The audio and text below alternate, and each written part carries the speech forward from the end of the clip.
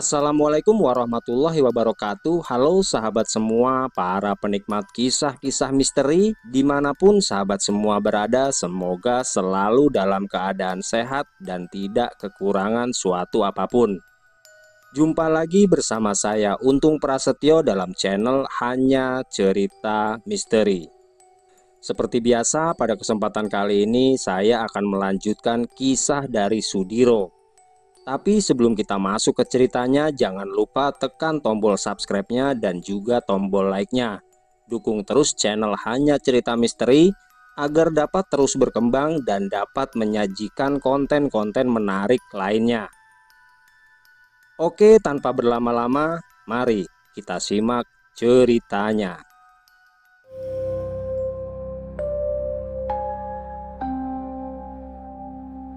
Di dalam ruang tahanan yang terpisah, Wanarupa duduk bersila dengan mata yang terpejam dan nafasnya lembut tapi teratur.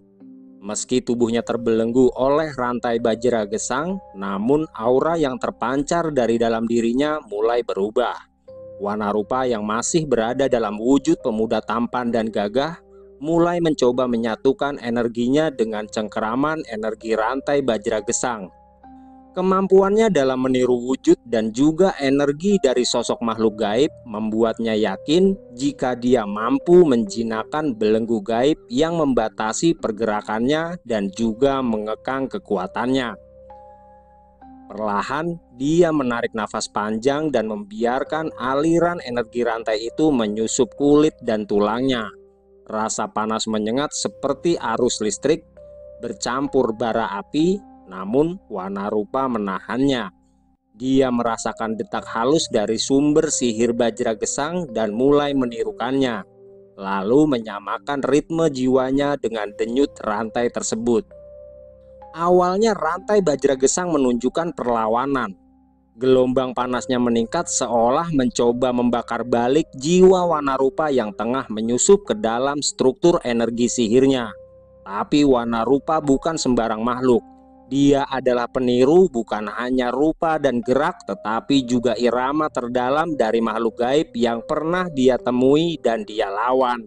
Kilatan merah darah mulai muncul di pelipisnya, tetesan kecil mengalir dari ujung hidungnya. Tapi dia tidak goyah. Semakin dalam Wanarupa menyelam ke dalam arus sihir bajra gesang, semakin dia memahami bentuk energi dari belenggu tersebut. Rantai itu bukan sekedar alat pengekang, tapi dia adalah sistem yang dirancang untuk menilai apakah yang terikat ini adalah musuh atau bagian dari tuannya. Wanarupa mengolah kembali identitas spiritualnya. Dia tidak lagi menyatakan dirinya sebagai musuh, tapi menukar tanda jiwanya, lalu memalsukan gelombang niat dan menampilkan pancaran aura yang menyerupai makhluk-makhluk pemuja di Pancawilaga. Ini bukan sihir biasa, tapi ini manipulasi tingkat tinggi, perpaduan antara kecerdikan, penguasaan batin, dan resiko akan kehilangan jati dirinya. Lambat laun suhu tubuhnya menurun, rantai yang tadi menyala kini bergetar seperti sedang menimbang. Sebagian segelnya melemah, tapi Wanarupa tahu jika dia terlalu cepat membuka kekangan, kekuatan dan energi bajra gesang akan mengetahui siasatnya. Maka dia memilih strategi yang lebih halus, yaitu membuat bajra gesang mengira jika dia adalah bagian dari kekuatan yang harus dilindungi, bukan ditahan. Sementara itu di balik kesadarannya, Wanarupa mulai membagi pikirannya ke dua arah. Satu bagian tetap mempertahankan penyamaran spiritual itu, sementara bagian lainnya menyusun bentuk komunikasi gelombang pikiran yang mampu menyentuh simpul batin Bolorejo, Gahatrapawira, Wanageni, dan Ki Condrowongso. "Apakah kalian mendengarku, Ki?" ujar Wanarupa dalam gelombang energi yang mulai dipancarkannya kepada para sahabatnya itu. "Jika kalian mendengar suaraku ini, maka lakukanlah sesuatu yang dapat melonggarkan energi rantai belenggu ini. Jangan melawan belenggu yang mengikat tubuh kalian dengan tenaga kasar, tapi kita harus menyusup ke dalam sumber energi tersebut dan menyatu bersamanya." imbuh Wanarupa dalam pesan batinnya. Akan tetapi belum sempat dia mendengar balasan dari Ki Condrowongso dan yang lainnya, tiba-tiba saja sosok Pancakala menghampirinya dan berhenti tepat di depan jeruji besi yang memendarkan energi pelindung. Sosok itu terus memperhatikan Wanarupa dengan seksama dan mulai tertarik dengan wujudnya yang tampak seperti manusia biasa. "Di manakah naga putih itu yang beberapa waktu lalu bertarung denganku, Kisanak?" tanya Pancakala dengan suara yang terdengar besar.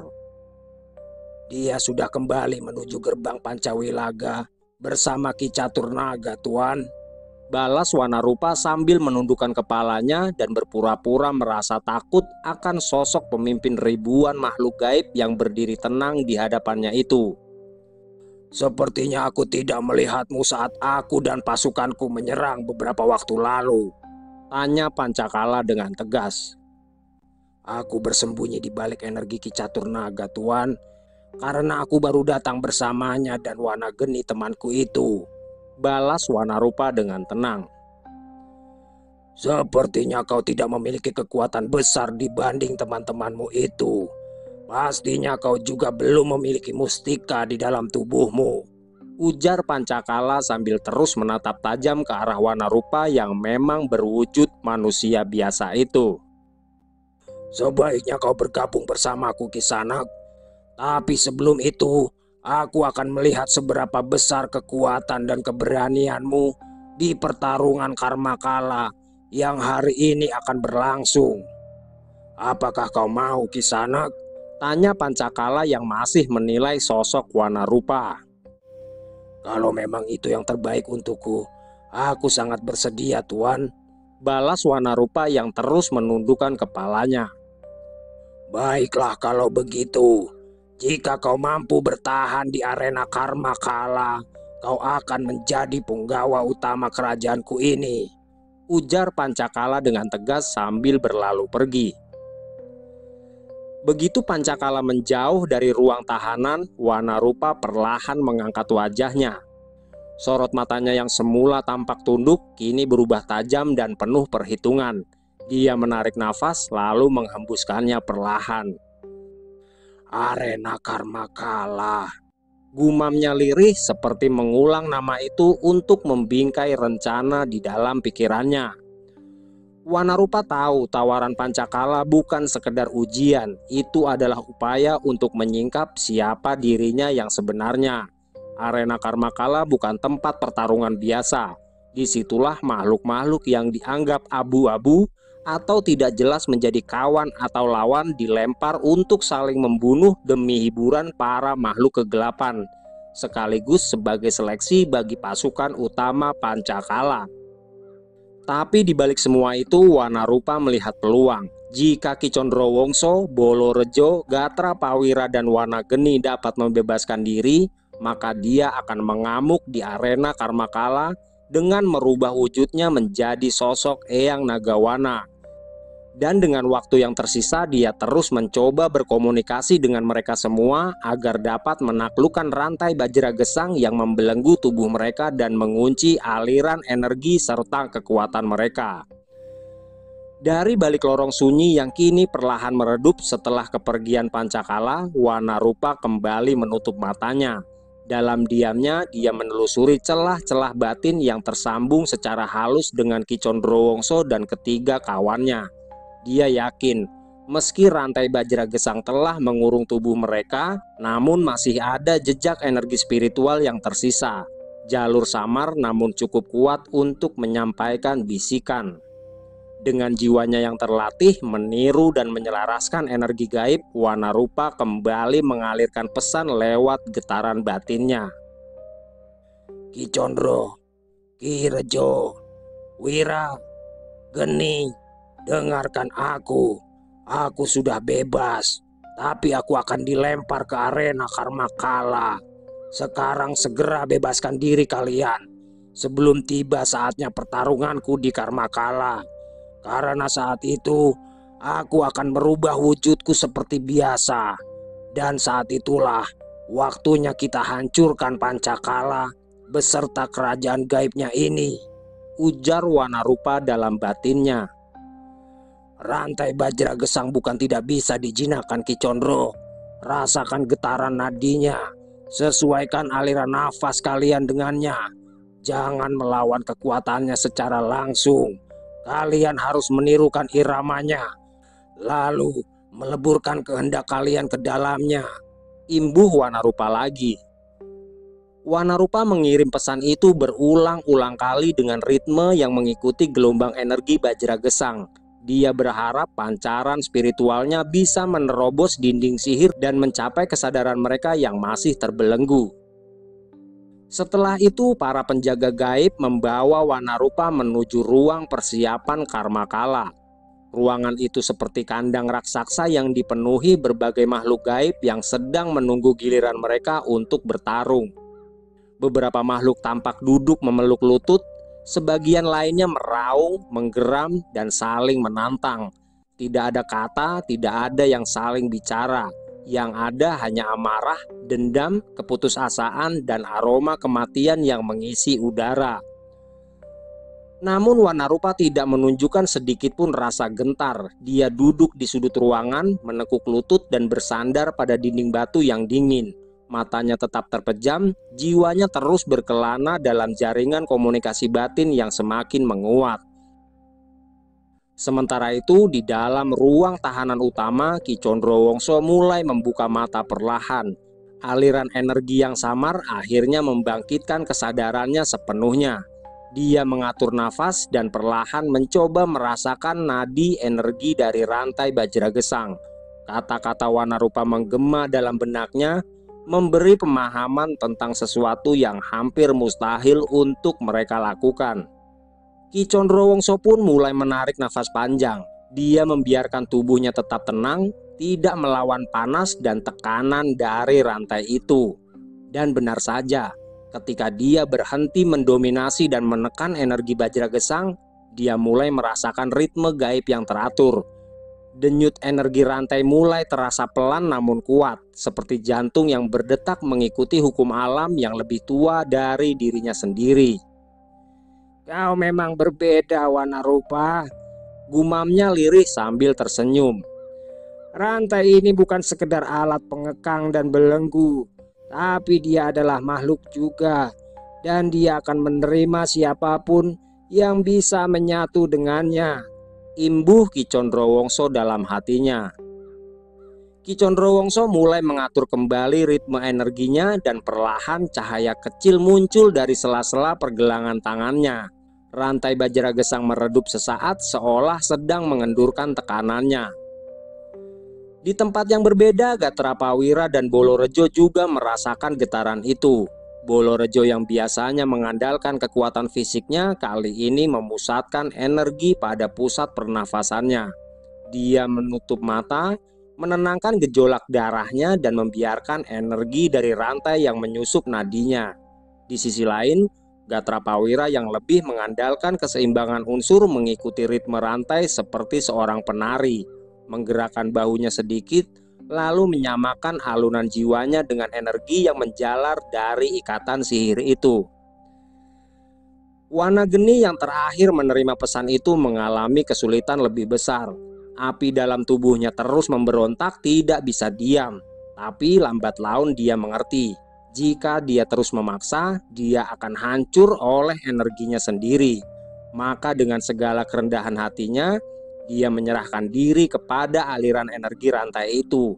Dan perlahan, percikan api yang sebelumnya liar mulai meredup, mengendap dalam bentuk bara kecil yang menyala perlahan namun stabil. Di luar istana, gerbang besar terbuka, dan satu persatu makhluk gaib pun mulai keluar dari penjara tempat mereka menunggu. Dan tidak lama kemudian, pertarungan memperebutkan posisi penting di istana Bayuwulung dimulai. Saat itu, Wanarupa yang masih menunggu giliran bertarung pun mencoba kembali berkomunikasi dengan Ki Condrowongso. Dalam kegelapan semu di lorong bawah tanah istana Bayuwulung, Wanarupa duduk bersila dengan kedua tangan tertumpu di lutut. Wajahnya tetap tenang meski suara gemuruh pertempuran dan raungan para makhluk gaib menggema di kejauhan. Dari jauh cahaya merah dan ungu dari sihir-sihir yang dilepaskan terlihat berkelebat di langit arena Karmakala, menandakan betapa dahsyatnya pertarungan yang sedang berlangsung. Dan di tengah meditasinya itu tiba-tiba getaran halus merambat lewat jalur batin yang tadi dia bangun. Suatu kehadiran yang familiar menyentuh pikirannya, seperti desir angin sejuk di tengah panasnya medan pertarungan batin. Wanarupa membuka matanya dan senyum tipis merekah di wajahnya yang sebelumnya terlihat datar. "Terima kasih Wanarupa, kau telah memberi kami pengetahuan tentang rantai belenggu keparat itu. Dan sekarang beri aku sedikit waktu untuk membebaskan Bolorejo, Wanageni dan Gatra Pawira," ujar Ki Condrowongso melalui telepatinya. Suara Ki Condrowongso mengalir pelan namun penuh kekuatan di dalam ruang tahanan yang mulai bergetar karena retakan dari energi dalamnya sendiri. Ki Condrowongso berdiri dengan tubuh tegap. Rantai Bajra Gesang kini tergeletak di lantai, terbakar oleh cahaya dari dalam dirinya. Kulitnya bersinar samar oleh aura keputihan emas, tanda bahwa dia telah membebaskan diri sepenuhnya dari pengaruh belenggu gaib. "Sebentar lagi kami akan menyusulmu Rupa. Jangan tunjukkan jati dirimu dulu sampai kami tiba," imbuh Ki Condrowongso lagi. "Aku akan menunggumu Ki. Sekarang cepat bebaskan Ki Rejo dan Wanageni serta Gatra Pawira. Karena kita juga harus mencari Sudiro yang tidak ada di tempat ini," balas Wanarupa dengan tegas. Tidak lama kemudian beberapa penjaga menghampiri Wanarupa dan memintanya untuk keluar dari dalam penjara gaib tersebut, lalu membawanya keluar ke arena Karmakala. Di sana Wanarupa berdiri lalu melangkah pelan ke tengah arena. Di sekelilingnya suara sorak-sorai menggelegar, namun tidak satupun suara itu yang menggoyahkan ketenangannya. Dalam benaknya dia hanya menunggu tanda dari Ki Condrowongso yang akan menjadi isyarat bahwa waktunya telah tiba untuk menunjukkan siapa dirinya yang sebenarnya. Dari sisi lain arena, gerbang besar kembali terbuka dan muncullah sosok makhluk jangkung dengan tubuh yang tersusun dari tulang-tulang yang menjulur seperti tanduk rusa. Matanya merah menyala dan tangannya menggenggam rantai panjang berujung tengkorak. Sementara itu Ki Condrowongso yang sudah berhasil membebaskan diri kini berdiri kokoh di hadapan Wanageni yang terbaring dalam posisi miring dengan nafas berat. Tubuhnya bergetar karena energi Bajra Gesang masih menyerap sisa-sisa kekuatan dalam tubuhnya. Dan tanpa menunggu, Ki Condrowongso yang kini dapat mengerahkan seluruh energinya langsung memanggil tongkat kayunya yang entah di mana keberadaannya. Setelah mantra terucap, tiba-tiba saja kilatan cahaya muncul yang langsung mengarah ke genggaman tangannya. Dan ketika Ki Condrowongso sudah menggenggam tongkat kayu saktinya, dia langsung menghentakkan ke rantai Bajra Gesang yang menimbulkan suara ledakan kecil. Suara itu mengundang beberapa penjaga mendekat, namun mereka bukanlah lawan yang seimbang. Karena Ki Condrowongso sudah mempersiapkan diri untuk melumpuhkan beberapa penjaga yang datang dengan sangat cepat. "Bangkitlah Geni, waktu kita tidak banyak," ujar Ki Condrowongso yang langsung pergi mencari Bolorejo dan Gatra Pawira. Wanageni masih gemetar, tapi matanya kini terbuka perlahan. Tatapannya terlihat menyala merah keemasan seperti bara yang tertiup angin panas. Rantai Bajra Gesang yang sebelumnya mencengkram tubuhnya kini tergeletak di lantai, retak dan hangus akibat pukulan tongkat sakti Ki Condrowongso. Uap tipis keluar dari bekas lilitan rantai itu menguar bersama bau logam hangus dan belerang yang memenuhi ruangan. Dengan sisa tenaganya, Wanageni menumpukan tangannya ke tanah dan mulai bangkit. Cahaya merah kembali menyelimuti tubuhnya dan auranya kembali memancar. Api tipis membungkus lengannya seperti selendang menyala yang mulai terbentuk sempurna. Kedua telapak tangannya kini memancarkan semburat jingga, pertanda bahwa kendali atas kekuatan api telah kembali sepenuhnya. "Tunggu pembalasanku Pancakala, kau akan membayar penderitaanku ini," gumamnya serak tapi penuh tekad. Sementara itu Ki Condrowongso sudah melesat ke arah Bolorejo dan Gatra Pawira. Suara langkah kakinya bergema cepat di lorong sempit yang sudah mulai retak di banyak tempat akibat semburan energi sebelumnya. Langkah kakinya mantap, tidak ada ragu di tiap hentakannya. Dia tahu waktu mereka sangat terbatas. Pancakala pasti sudah menyadari adanya gangguan di bawah tanah dan bisa saja mengirim lebih banyak penjaga elit dari ruang inti kekuatan Istana Bayu Wulung. Begitu sampai, dia mendapati Bolorejo sudah duduk bersila dengan mata terpejam. Dia mencoba mengendalikan energi yang mulai pulih setelah pelepasan sebelumnya. Sementara itu, Gatra Prawira yang berada di tempat lainnya masih berusaha memutus sisa ikatan energi Bajra Gesang yang belum sepenuhnya lepas. Namun percikan energi dari tubuhnya sudah mulai menjalar ke rantai dan dinding seperti reaksi awal dari badai yang hendak dilepaskan. Ki Condrowongso tidak berkata apa-apa. Dia langsung mengayunkan tongkatnya ke udara dan membentuk pola mantra berbentuk cahaya segitiga berwarna emas. Mantra itu lalu meluncur ke tubuh Bolorejo, menancap tepat di dada dan menyebabkan sorotan cahaya yang menyilaukan. Dan tiba-tiba saja suara seperti rantai patah terdengar jelas. Rantai Bajra Gesang yang membelenggu tubuh Bolorejo pecah bersamaan dengan tatapan tajam Bolorejo yang segera ingin membalaskan perlakuan Pancakala. Terima kasih Condrowongso. Sekarang apa yang harus kita lakukan? Tanya Bolorejo yang langsung berdiri tegak sambil menatap ke arah sekitarnya. Saat ini Wanarupa sedang berada dalam pertempurannya di arena Karmakala. Di sanalah kita akan mulai menghancurkan tempat ini, Rejo. Balas Ki Condrowongso sambil menganggukkan kepalanya. Baiklah kalau begitu. Sekarang sebaiknya kita tunjukkan kekuatan kita yang sebenarnya, ujar Bolorejo dengan mantap. Sementara itu, Wanageni yang sudah sepenuhnya kembali langsung memutus rantai Bajra Gesang yang ada di tubuh Gatra Prawira. Setelahnya mereka pun berkumpul di satu titik, bersiap untuk menghancurkan Pancakala dan Istana Bayu Wulung. Ki Condrowongso mengangguk. Dia memutar tongkatnya sekali dan menancapkannya ke lantai. Sebuah lorong spiral terbentuk ke arah atas, membelah tanah seperti tombak cahaya. Suara langkah kaki para penjaga terdengar dari berbagai arah, tapi kali ini tidak ada waktu untuk bertarung satu persatu. Sekarang kita langsung ke atas. Kita harus sampai ke Wanarupa sebelum pertarungan terakhir dimulai, ujar Ki Condrowongso dengan tegas. Setelah itu, satu persatu dari mereka melompat ke dalam lorong cahaya. Tubuh mereka dibungkus oleh aura kekuatan masing-masing.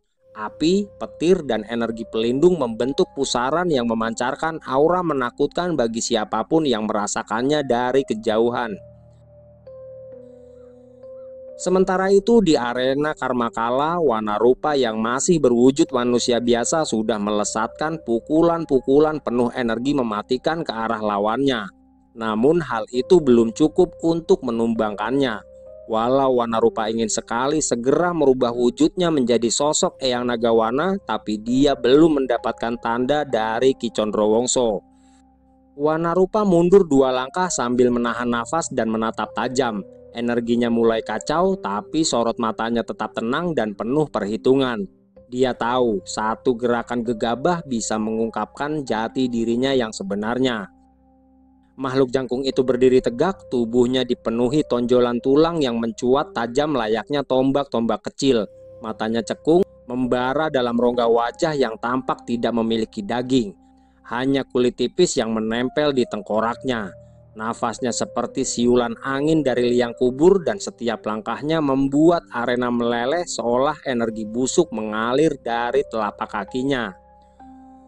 Wanarupa terus memperhatikan makhluk itu untuk mencari kelemahannya. Luka kecil yang menghiasi pelipisnya mulai menghilang seiring dengan pulihnya sirkulasi energinya. Walau dia tahu jika dalam wujud manusia dia terlalu rapuh untuk meladeni makhluk sekuat Mawakala, tapi tidak ada pilihan lain selain bertahan dan menunggu kehadiran Ki Condrowongso.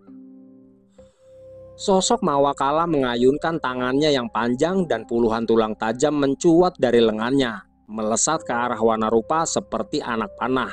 Wanarupa berkelit lalu melompat ke samping, namun satu di antara tulang tersebut menggores bagian kakinya hingga mengeluarkan cairan merah kental. "Mengapa ada manusia lemah di tempat ini?" ujar Mawakala sambil menatap ke arah Wanarupa dengan tatapannya yang tajam. Wanarupa tidak membalas, dia menancapkan telapak kakinya ke tanah lalu mengirim pukulan lurus ke dada makhluk itu. Tapi meskipun energi di dalam pukulan itu cukup kuat, tubuh Mawakala justru menyerapnya dan menghentakkan tubuhnya lalu memantulkan sebagian besar kekuatan Wanarupa. Sedetik kemudian satu tendangan panjang dan keras menghantam perut Wanarupa. Tubuhnya terangkat dari tanah, terbanting sejauh 3 tombak dan berguling hingga nyaris menyentuh tepi arena. Sorakan penonton dari berbagai makhluk gaib bergema. Sebagian tertawa, sebagian menggeram girang melihat cairan merah menetes dari mulut Wanarupa. Wanarupa perlahan bangkit dengan bahunya yang terguncang dan matanya yang kini menyipit. Nafasnya berat namun pikirannya masih jernih. Dia tahu satu serangan lagi seperti itu tubuh manusianya tidak sanggup menahannya. Tapi dia masih menahan diri karena masih belum ada tanda dari Ki Condrowongso. Dia tidak boleh terlalu cepat untuk berubah menjadi sosok Eyang Nagawana. "Kau benar-benar manusia. Kau terlalu lambat, terlalu rapuh, dan terlalu mudah menyerah," ujar Mawakala menyeringai lalu melompat tinggi ke udara. Dengan kedua tangannya menjulur lebar yang membuat ratusan tulang tajam seperti duri-duri besi mencuat dari tubuhnya, lalu menukik ke bawah seperti hujan tombak yang mematikan. Dengan sisa tenaganya, Wanarupa melompat ke belakang, membentuk pelindung kecil dari energi di kedua tangannya. Tapi kekuatan Wanarupa terlalu lemah hingga membuat salah satu dari duri menembus lengan kirinya, dan satu lainnya menggores dada. Dia jatuh berlutut dan pandangannya mulai kabur. Namun di saat itu, di balik debu dan suara sorak-sorai, sebuah getaran halus merambat di telinganya. Sebuah bisikan yang hanya bisa dirasakannya. "Waktumu sudah tiba, Wanarupa. Perlihatkan kepada mereka siapa dirimu yang sebenarnya," ujar Ki Condrowongso memberi tanda. Tubuh Wanarupa bergetar bukan karena takut, tapi karena sesuatu dalam dirinya mulai bangkit. Sesuatu yang tertahan dan dikekang oleh kedok tubuh manusianya. Dia mengangkat wajahnya, menatap langsung ke arah Mawakala yang kini bersiap menuntaskan serangannya. Dari dalam dada Wanarupa, seberkas cahaya kehijauan menyala, menembus tulang dan kulitnya, lalu membentuk pola-pola sisik yang bercahaya. Suara seperti raungan naga menggema dan membuat Mawakala mundur beberapa langkah karena getaran energi besar yang terpancar dari tubuh Wanarupa. Langit mendadak gelap, suara gemuruh memenuhi udara, dan arena Karmakala hening. Makhluk-makhluk gaib itu menatap ke arah Wanarupa dengan penuh rasa kekaguman. Dan tidak membutuhkan waktu lama, Wanarupa pun mulai berubah menjadi sosok Eyang Nagawana. Ledakan besar pun terdengar bergemuruh ketika sosok Eyang Nagawana berdiri tegak di tengah arena dengan tubuhnya yang kini menjulang tinggi serta sisik yang berkilauan oleh cahaya dari energi besarnya.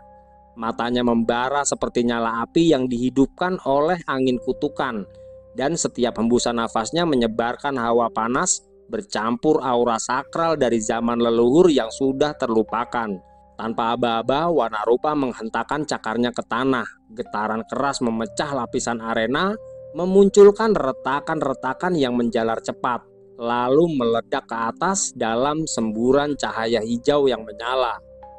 Makhluk-makhluk gaib yang terlalu dekat terpental seperti serpihan daun di tengah badai. Tubuh mereka terbakar atau membeku oleh energi campuran panas dan aura suci sang naga purba. Di saat yang sama, Ki Condrowongso muncul dari balik reruntuhan gerbang penjara dengan wajah tegang penuh murka. Dia memutar tongkat kayu saktinya lalu menghantamkannya ke udara. Langit bergemuruh, lalu dari atas turun kilatan cahaya putih keemasan yang menyambar deretan penjaga Karmakala yang berusaha membendung jalan mereka. "Waktunya bermain-main telah habis, Pancakala. Kini saatnya kalian mencicipi harga dari kesombongan kalian," teriak Ki Condrowongso dengan suaranya yang menggema ke seluruh penjuru arena. Bolorejo maju dengan langkah lebar, tangannya mengepal, tubuhnya membesar 2 kali lipat dari ukuran biasa. Dan dari tubuhnya menyembur energi hijau pekat yang melambangkan kekuatan alam hutan Karamaseta. Dia melompat tinggi dan menghantam kedua tangannya ke arah barikade batu yang dijaga oleh para makhluk raksasa. Tembok itu hancur seketika dan makhluk-makhluk penjaga itu terpental oleh hentakan energi yang meledak hebat. Sementara itu, Wanageni yang kini energinya telah pulih meluncur seperti anak panah api. Tubuhnya membara dengan semburan api-api menyala. Dia menghujani pasukan Pancakala dengan semburan bola-bola api besar berwarna merah pekat yang dengan cepat melelehkan senjata mereka dan menghancurkan formasi pertahanan dalam sekejap. Gatrapawira terlihat diam namun mematikan. Dia mulai mengayunkan keempat pedang cahayanya yang kini menyala dengan warna hitam keunguan. Tiap kali pedang itu bergerak, tubuh-tubuh musuh tercabik tanpa bisa disembuhkan oleh sihir pemulih apapun. Dia bergerak seperti bayangan, memotong barisan musuh satu demi satu tanpa belas kasihan. Arena Karmakala kini berubah menjadi ladang neraka. Jerit ketakutan makhluk-makhluk kegelapan bertautan dengan suara gelegar mantra dan desingan senjata sakti. Dari atas singgasananya, Pancakala berdiri mematung. Matanya menyipit dan nafasnya berat, dan kedua tangannya mulai mengepal. Auranya bergetar keras dan gelombang energi hitam mulai memancar dari balik jubah perangnya. Ternyata manusia itu adalah sosok naga yang aku cari. Dia pandai sekali menyamarkan energinya, ujar Pancakala dengan suaranya yang menggetarkan tiang-tiang istana. Tanpa sedikit pun rasa takut, Pancakala melesat ke arah Wanarupa yang sudah berwujud naga putih dengan tubuhnya yang memedarkan cahaya keemasan. Langit yang semula gelap berubah semakin kelam, dan tidak lama setelah Pancakala melesat ke atas, turun ribuan lelehan api yang menghujani Wanarupa. Bersamaan dengan itu, Pancakala yang memiliki kekuatan besar serta kesaktian tinggi juga memanggil keempat bayangannya yang masing-masing langsung bergerak ke tempat Ki Condrowongso, Bolorejo, Gatrapawira, dan Wanageni berada. Wanarupa dalam wujud Eyang Nagawana mendongak menatap langit yang mencurahkan amarah Pancakala. Sisik putih keemasannya bergetar karena tekanan dahsyat dari serangan itu. Dia mengerang namun tidak mundur. Dengan sayap bercahaya yang kini membentang lebar, dia memekikan raungan naga yang menggema, menggugah kekuatan alam dan menarik energi murni dari tanah dan langit. Kilatan cahaya hijau menyembur dari mulutnya membentuk tameng raksasa, berbentuk cakar naga yang menangkis sebagian besar serangan api hitam tersebut.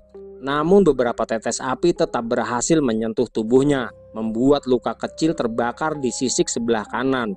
Wanarupa menyeringai. Luka itu tidak berarti dibandingkan amarah yang kini membara di dalam dadanya. Di sisi lain arena, empat bayangan Pancakala melesat bagaikan kilat, masing-masing menyasar lawan yang telah ditentukan. Bayangan pertama Pancakala menukik menuju Ki Condrowongso, bergerak dengan kecepatan luar biasa, membentuk gelombang cahaya yang berlapis-lapis dan bergulung seperti ombak besar. Namun Ki Condrowongso dengan tongkat kayunya yang kini bersinar lebih terang dari sebelumnya menghentak tanah. Getaran dari ilmunya kembali meretakan lantai batu dan gelombang mantra putih menyapu sosok bayangan Pancakala, membuat wujudnya bergoyang sebelum menyerang kembali. Bayangan Pancakala mengerang nyaring, suara yang bukan berasal dari makhluk hidup melainkan dari kepingan kesadaran gelap yang dirajut dari kebencian, dendam, dan kehendak tuannya. Gelombang cahaya hitam yang melingkupi tubuh bayangan itu kini mulai berubah bentuk. Dari pusaran-pusaran kabut muncul lengan-lengan raksasa berujung cakar tajam, mengayun liar ke segala arah, mencoba menjangkau tubuh Ki Condrowongso yang berdiri tegak di tengah kehancuran kecil yang dia ciptakan sendiri. Namun sang sesepuh itu tetap diam. Kedua matanya yang jernih seperti danau pegunungan tidak berkedip sedikit pun dan terus menatap bayangan itu yang semakin mendekat. Sementara itu tongkat kayu di tangannya tidak hanya bersinar, tapi lebih tepatnya membara. Dia mengayunkan tongkat itu ke depan, membentuk lingkaran udara yang mendadak berhenti seolah waktu menahan nafas. Bayangan itu melesat, cakar-cakarnya seperti badai mematikan yang menyapu udara. Namun saat menyentuh pusaran mantra putih milik Ki Condrowongso, suara seperti ratusan genta pecah menggema ke segala penjuru. Benturan hebat pun terjadi, ledakan cahaya memancar ke segala arah. Energi hitam dan putih saling mengoyak udara, mencabik-cabik lantai batu dan memecah tembok arena. Debu dan cahaya menyatu menjadi tirai kabut yang menyelubungi keduanya. Lalu dari balik kabut itu terdengar suara denting logam, disusul suara nafas Ki Condrowongso yang teratur. Tubuhnya berdiri sedikit menunduk dengan tongkatnya menancap di tanah, dan dari sekelilingnya menyebar pola-pola lingkaran mantra yang saling bersinggungan seperti peta semesta. Bayangan Pancakala kini mulai berubah bentuk, wujudnya tampak kacau dan energinya tidak beraturan, dan sorot matanya yang semula merah menyala kini padam seperti bara dingin. Dia mencoba bangkit, namun Ki Condrowongso lebih dulu bergerak. Dengan satu hentakan kaki dan teriakan mantra, tongkatnya menghujam dada bayangan itu dan menyalurkan energi suci yang berasal dari pusat jagat. Cahaya putih meledak dari dalam bayangan, dan dalam sekejap sosok itu menjadi debu, melayang dan menghilang tanpa suara.